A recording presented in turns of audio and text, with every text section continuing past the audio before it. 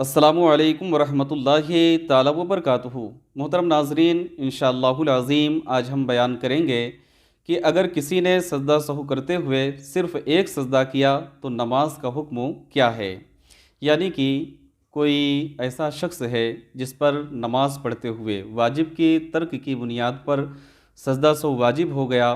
और उसने जब आखिर में सजदा सहू किया तो धोखे से या भूले से उसने दो सजदा करने के बजाय सिर्फ़ एक ही सजदा किया।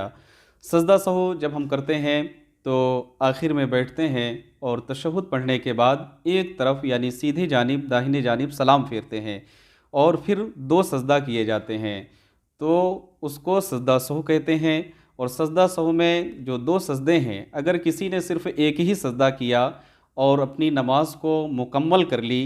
तो ऐसी सूरत में उस नमाज का हुक्म क्या है। इसके मुतालिक शरीयत मुतहरा का जो हुक्म है वो मैं आपके सामने पेश कर रहा हूँ, समाअत करें। कि किसी शख्स को नमाज में सजदा सहू हुआ लेकिन उसने भूल कर दो सजदों के बजाय सिर्फ़ एक ही सजदा किया और सलाम फेर दिया, तो ये एक सजदा करना काफ़ी नहीं होगा,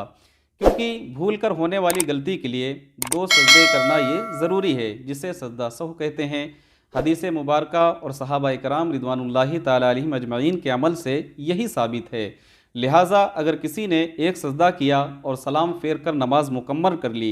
फ़ौरन उसे याद आ गया कि मेरा एक सजदा बाकी है, तो अगर कोई ऐसा काम नहीं किया जो नमाज के मुनाफी हो, मसलन गुफ्तगू वगैरह, तो उसी वक्त दोबारा कायदा के अंदाज में बैठकर एक बकिया सजदा करे, तशहुद वगैरह पढ़े और नमाज को मुकम्मल कर ले। और अगर कोई ऐसा अमल किया जो नमाज के मुनाफी हो, मसलन कहकहा लगाया या किसी से गुफ्तगू कर ली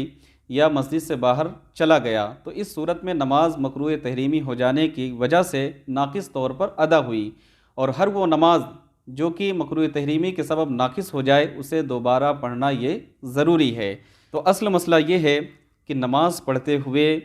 अगर वाजिब तर्क हो गया जिसकी बुनियाद पर सजदा सहू करना उस पर लाजिम था, और उसने सजदा सहू जब किया तो दो सजदों के बजाय सिर्फ़ एक ही सजदा किया,